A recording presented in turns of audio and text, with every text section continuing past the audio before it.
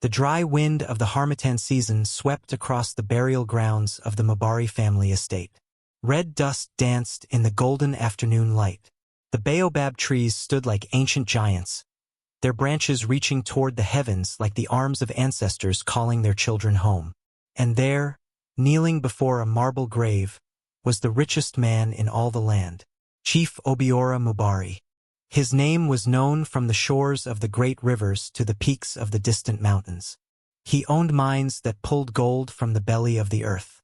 He owned farms that stretched wider than 10 villages combined. He owned buildings in the city that touched the clouds. But none of his wealth could buy back his daughter. The grave before him was small, too small. The marble headstone carried words that broke his heart each time he read them. Adaeze Mubari, beloved daughter, taken too soon. May the ancestors keep her. Chief Obiora pressed his large hands against the cold stone. His shoulders shook. His body trembled. And from his throat came a sound that no man should ever make. He wept. Not the quiet tears of a dignified man. No, these were the cries of a wounded lion. Deep, painful, raw. My daughter, he whispered to the wind. My Ada, 10 years. 10 years I have come to this place. 10 years I have begged the ancestors to forgive me. The guards stood far away, their heads bowed in respect. They had seen their master weep many times before this grave. But today something felt different. Today the wind carried a strange energy. Today the birds had stopped singing. And in the shadows of the great Irako tree at the edge of the burial ground, someone was watching.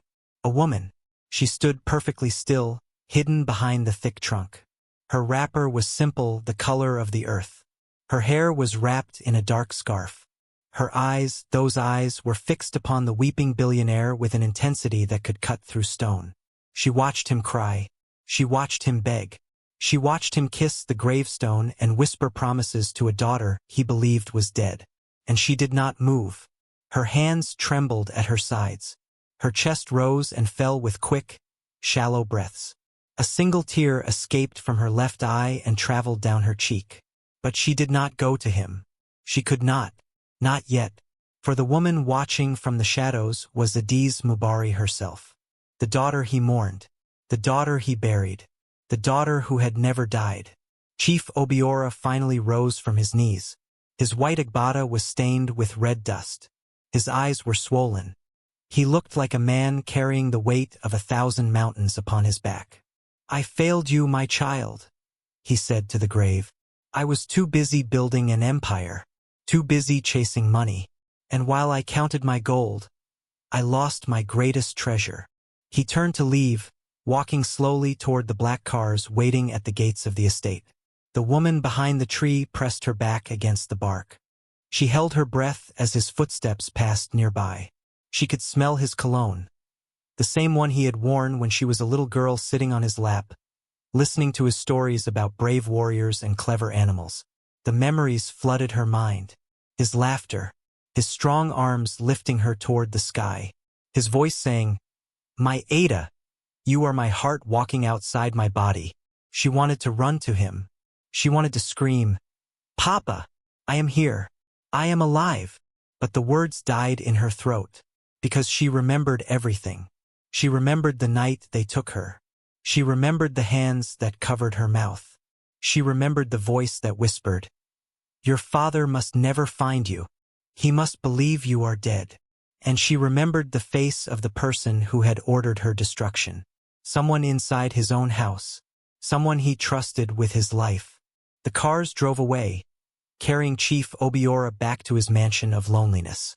And Adaeze remained in the shadows, her heart pounding like the war drums of old. Soon, Papa, she whispered, soon you will know the truth. And when you do, the ground beneath this family will shake. The wind howled through the burial ground. The spirits were listening. And somewhere in the distance, a single drum began to beat. 10 years earlier, a different wind had blown through the Mubari estate. It was the night of the harvest moon. The great house was filled with music, laughter, and dancing. Chief Obiora had just completed the biggest business deal of his life. He had become the wealthiest man in 7 regions. Everyone celebrated. But not everyone was happy. In the shadows of the celebration, eyes filled with jealousy watched the chief dance with his 7-year-old daughter. Little Adaeze wore a dress of pure white, decorated with golden beads. She laughed as her father spun her around. "Papa," she giggled, "I am dizzy." "Then hold tight, my Ada," he laughed, "because life will spin you many times. But I will always be here to catch you." Those watching from the shadows clenched their fists. The celebration continued until the deep hours of the night. When it finally ended, the guests departed, the musicians packed their instruments, and the great house fell silent. Little Adaeze was carried to her room by her nursemaid, a young woman named Kayamika. "Sleep well, little princess," Kayamika said, tucking her into bed. "Will Papa come to say good night?" Adaeze asked. "Your father is tired, child. He will see you in the morning." But morning would bring only screams. At the hour when the night was darkest, 3 figures crept through the corridors of the great house. They moved like shadows. They made no sound. They knew exactly where to go. The door to Adaeze's room opened slowly. A hand covered her mouth before she could scream. Strong arms wrapped around her small body. And then she was carried into the night, through a hole cut in the fence, into a waiting vehicle that drove deep into the forest. When Chief Obiora woke the next morning, his daughter was gone. The search lasted for months. He sent hunters into every forest. He sent messengers to every village. He offered rewards that could make a poor man rich for 10 lifetimes. But no one found Adaeze. Instead, they found a body. A small body, burned beyond recognition, wearing the golden beads from Adaeze's white dress. Chief Obiora collapsed when he saw it. His wife, Lady Chisholm, fainted and never fully recovered. She died of grief 2 years later, whispering her daughter's name until her final breath. And so a funeral was held. A grave was dug. A headstone was placed. And the Mubari family buried a child who was not dead. But Adaeze did not know any of this. She woke in a strange village, deep in the heart of the forgotten lands where rivers turned to swamps and the trees grew so thick that sunlight feared to enter. An old woman with white hair and hollow eyes stood over her. "Where am I?" little Adaeze cried. "Where is my papa?" "Your papa is gone," the old woman said. "He sold you. He did not want you anymore." "No, Papa loves me. Papa would never." "Silence!" The old woman struck her across the face. "You are no one now. You have no name. You have no family. You belong to the village now." And so began Adaeze's 10 years of suffering.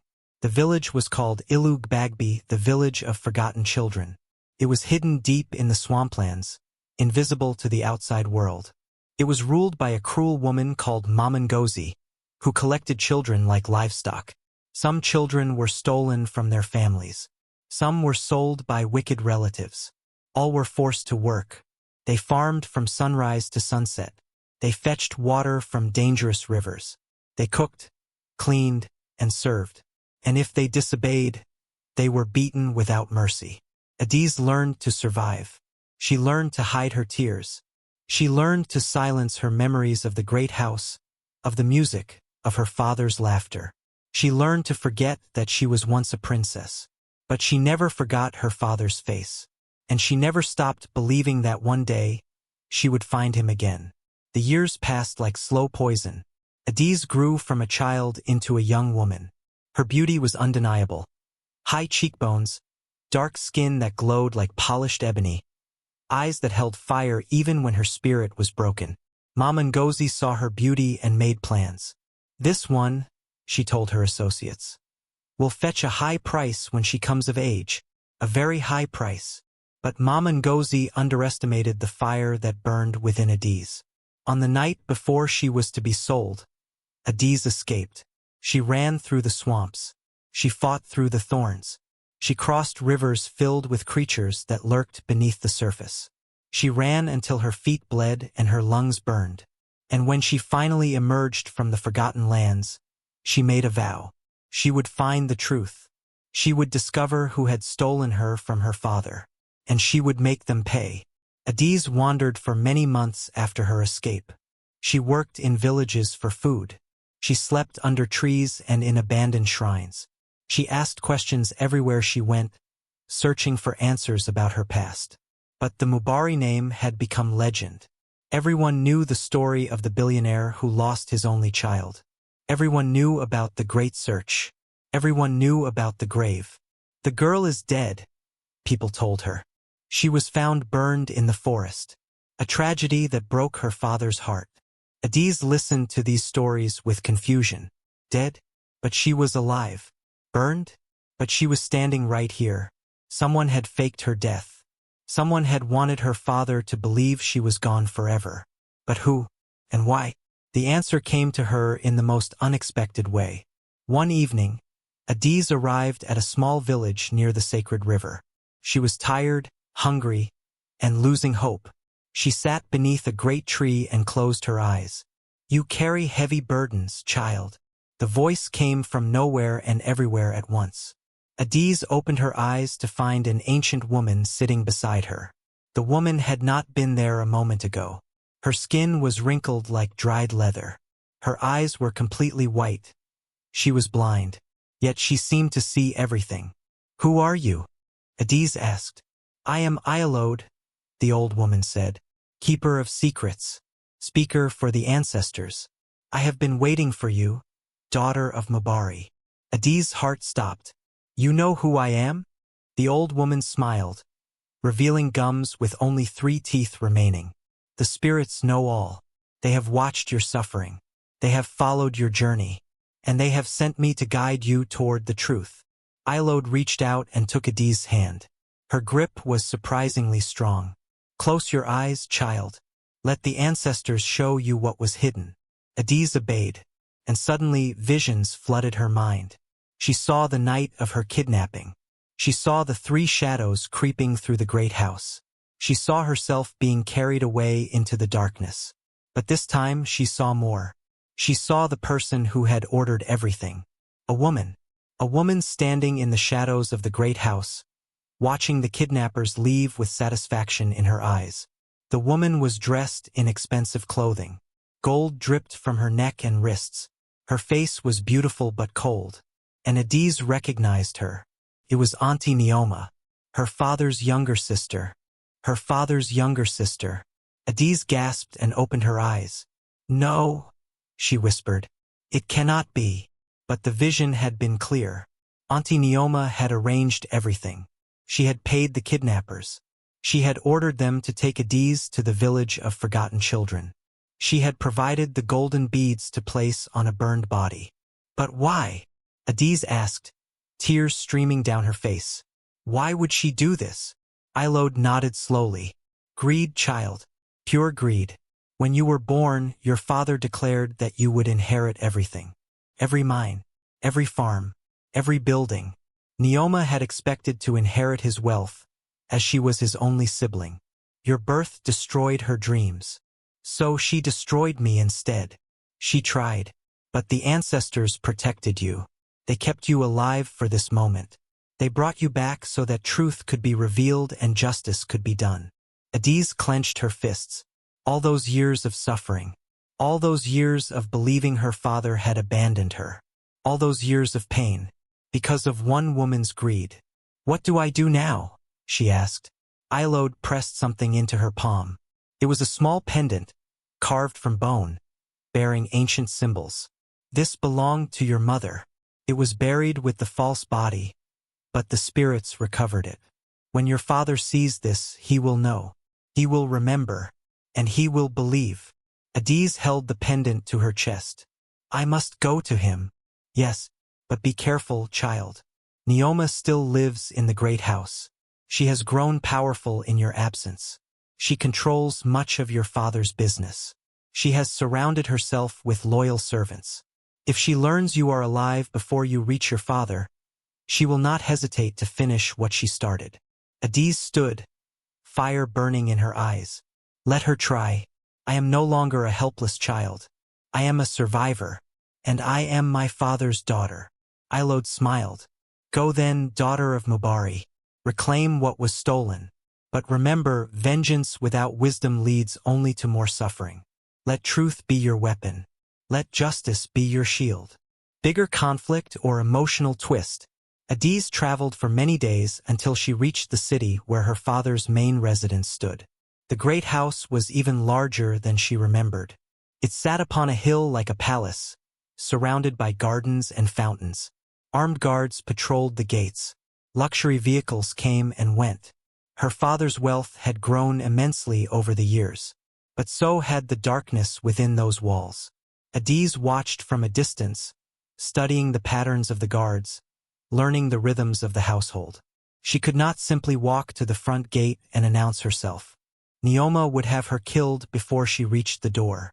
She needed a different plan, and so she became invisible. Using skills learned during her years of survival, Adaeze found work as a servant in a neighboring estate.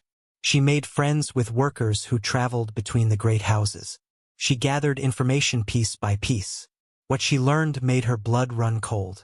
Auntie Neoma had become the most powerful person in the Mubari household.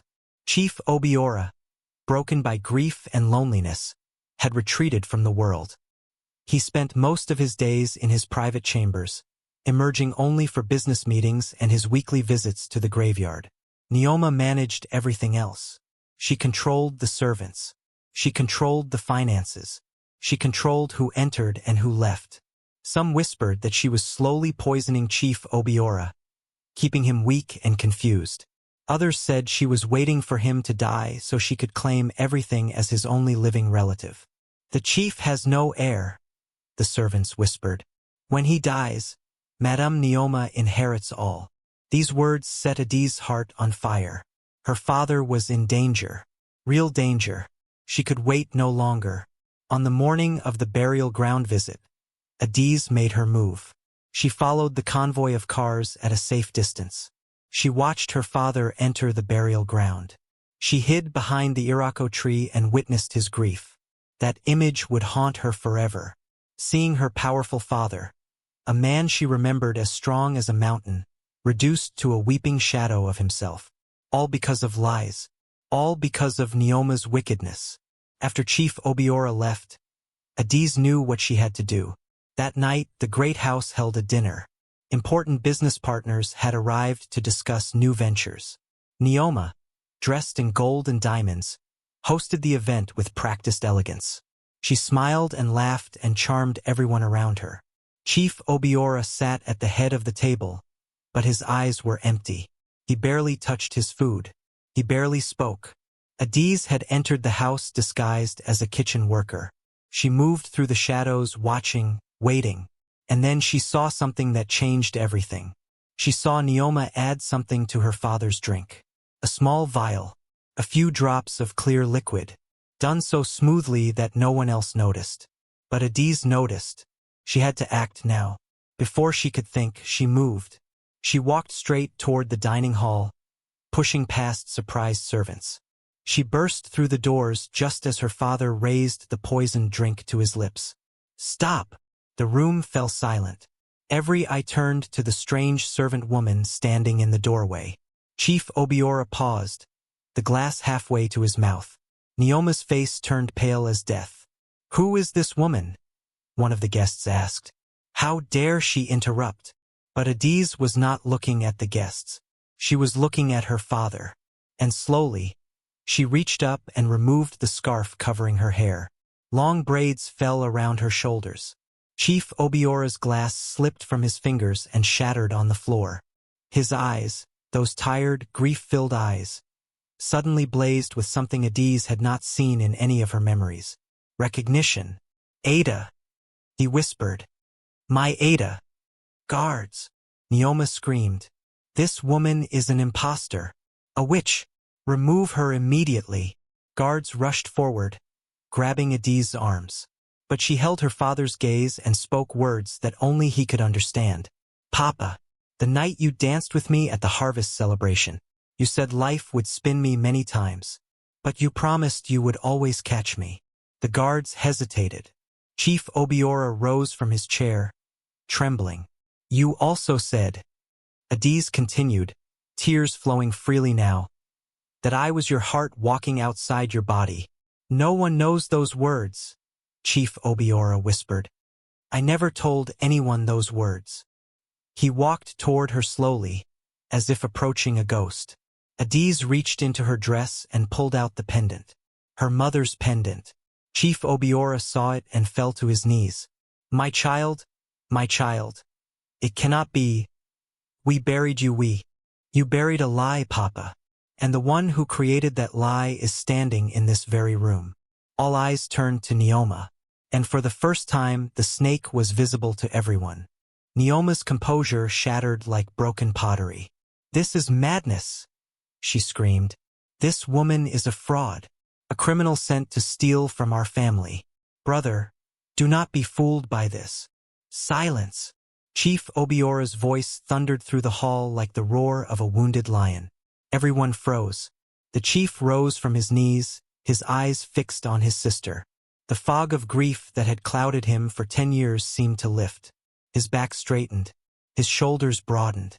He looked, for the first time in a decade, like the powerful man he had once been. Release my daughter, he commanded the guards. They immediately obeyed. Adaeze stood free, rubbing her arms where they had gripped her. Chief Obiora turned to face Neoma fully. My daughter speaks of lies, he said slowly. She speaks of someone in this room creating those lies. Explain yourself, Neoma. Brother, you cannot possibly believe. Explain yourself. The walls seemed to shake with his voice. Neoma stepped backward, her gold jewelry rattling with her trembling. This is a trick. Someone must have told this impostor things about our family. It is possible to learn private. The pendant. Chief Obiora held up the bone pendant that Adaeze had given him. This pendant was made by my wife's grandmother. It is the only one of its kind in existence. I placed it around my daughter's neck on the day she was born. I buried it with her body. He moved closer to Neoma. If I buried this pendant, how is it here? How is it around the neck of a living woman who knows words I only spoke to my child? Who has my wife's eyes? Who has my mother's face? Neoma had nowhere left to run. Her mask finally crumbled. You were going to give her everything, she spat, her voice turning vicious. Everything. I sacrificed my youth managing your affairs. I gave up marriage and children to serve your empire. And what was my reward? Nothing. Nothing while your precious daughter would inherit everything. Gasps erupted throughout the room. The guests backed away from Neoma as if she carried disease. I did what needed to be done, she continued, madness creeping into her eyes. I should have killed her properly. Those fools in the village were supposed to work her to death. But she survived. Like a cockroach. She lunged at Adaeze, a small knife appearing in her hand. But she never reached her target. Chief Obiora moved with speed no one expected from a man his age. He caught Neoma's wrist and twisted until the knife clattered to the floor. Guards! Take her! This time the guards grabbed Neoma. She screamed and cursed and thrashed, but they held her firmly. You will rot, she shrieked at Chief Obiora. The ancestors will judge you for your arrogance. You never saw what was right in front of you. You never. The ancestors already have judged, a new voice said. Everyone turned. In the doorway stood the ancient blind woman, Iolode. She walked forward slowly, her white eyes seeming to glow in the lamplight. The spirits have watched this family for generations, she said. They saw the greed that poisoned Neoma's heart. They saw the love that never died in the father's soul. They saw the strength that grew in the daughter's spirit. She stopped before Neoma. You tried to bury the truth, child of darkness. But truth is like water. You can push it down, but it will always rise. You can dam it, but it will always find another path. You cannot destroy what is eternal. Neoma spat at the old woman's feet. I do not fear your ancestor nonsense. Iolode smiled sadly. Then you are a fool. For the ancestors are the ones who brought Adaeze back to this place. They guided her through the swamps.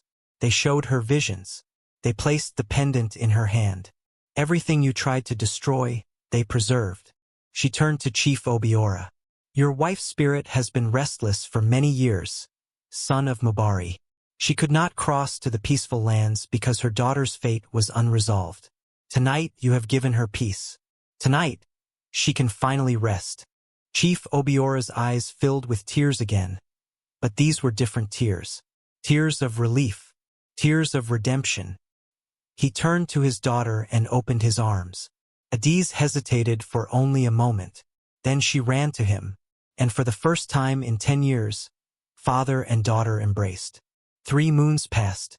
The great house had transformed. Where once there had been silence and grief, now there was laughter and life. Servants moved with lighter steps. Music played in the evenings. The gardens, which had withered from neglect, bloomed again with color. Chief Obiora was a changed man. He no longer spent his days locked in dark chambers. He walked the grounds. He visited his businesses. He made plans for the future, plans that included his daughter by his side. Adaeze too was changing. The wounds of her past were deep, but they were healing. She learned to sleep without nightmares. She learned to smile without forcing it. She learned to trust again. But she never forgot. She would never forget the children still trapped in the village of forgotten children. "Papa," she said one morning as they walked through the gardens, "there is something I must do." Chief Obiora looked at her with concern. "Tell me, my daughter. The village where I was held. There are others there. Children stolen from their families. Children who have no one to save them. I cannot enjoy this life of comfort while they suffer." Chief Obiora nodded slowly. "What do you propose?" "I want to find them, free them, return them to their families if possible, and care for them if not." Her father was silent for a long moment. Then he smiled, a real smile, full of pride. "You have your mother's heart," he said. She too could never ignore suffering. She too would give her last coin to someone in need. He placed his hands on her shoulders. "We will do this together. We will use the wealth that I spent so many years building for something greater than profit.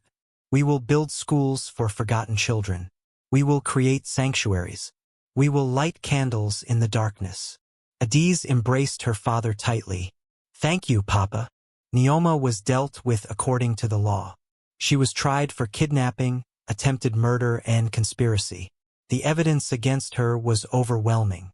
Witnesses came forward. Records were discovered. The full extent of her wickedness was revealed. She was sentenced to spend the rest of her life in prison. On the day of her sentencing, Adaeze went to see her. Neoma sat in chains, her beauty faded, her arrogance shattered. She looked up at her niece with hollow eyes. "Have you come to gloat?" she asked bitterly. Adaeze shook her head. "I have come to forgive you." Neoma laughed, a harsh, ugly sound. "Forgive me? After everything I did?" "Yes, not because you deserve it, but because carrying hatred in my heart would only poison me, not you. I release you from my anger. I release myself from the chains of the past." She stood to leave, then paused at the door. "I hope one day you find whatever peace is possible for someone who has done what you have done. I hope you understand that greed destroys only the one who holds it. Goodbye, Auntie." She walked away, and Neoma was left with nothing but the weight of her choices. 1 year later, the first school for forgotten children opened its doors. It stood on the edge of the great city, a beautiful building surrounded by gardens and playgrounds. Adaeze named it Chisholm Academy in honor of her mother. Hundreds of children walked through those doors on the first day. Some were recovered from villages like Ilug Bagby. Some were orphans from the streets. All were welcomed. All were fed. All were taught that they mattered. Chief Obiora stood beside his daughter as they watched the children play. "You have built something beautiful, my daughter," he said. "We built it together, Papa. And it is only the beginning." She looked at the children, laughing, running, learning, and her heart swelled with purpose. "Every child deserves to be seen," she said. "Every child deserves to be loved. The world is full of darkness, but each of us carries a small light. When we share that light with others, the darkness cannot win." The old blind woman Ilode had been right. Truth was like water. It always found its way. And love, true love, could survive anything. Kidnapping, lies, years of separation, grief that seemed endless. Nothing could destroy the bond between those who truly loved each other. That evening, Chief Obiora and Adaeze visited the burial ground one final time. The grave that had caused so much pain still stood there, its headstone worn by weather. "What shall we do with it, Papa?" Adaeze asked. Chief Obiora thought for a long moment. "We will leave it," he said finally, "but we will add new words." Months later, the headstone carried a different message. "Here lies a lie that stole 10 years. Let it remind all who pass. Deceit may win battles, but truth wins wars. Love may bend, but it never breaks. And family, true family, will always find its way home." The sun set over the burial ground, painting the sky in shades of gold and crimson. Father and daughter walked back to their home, hand in hand. Behind them, the wind whispered through the baobab trees. And somewhere in the spirit world, the ancestors smiled. Greed is a fire that burns the one who holds it. Neoma wanted everything but lost everything. She sacrificed family, honor, and freedom for wealth she never received. Truth can be buried, but it cannot be killed. What is done in darkness will always come to light. The ancestors see all. Forgiveness is not for the guilty, it is for the wounded. Adaeze chose to release her hatred, not because Neoma deserved mercy, but because carrying bitterness would have imprisoned her heart forever. And finally, love is the strongest force in existence. A father's love survived 10 years of grief. A daughter's memory survived 10 years of suffering. No distance, no lie, no amount of time can destroy the bond between hearts that truly belong together. Family will always find its way home. Thank you for reading this African tale. May the ancestors guide your path and may truth always light your way. Globe showing Europe Africa sparkles.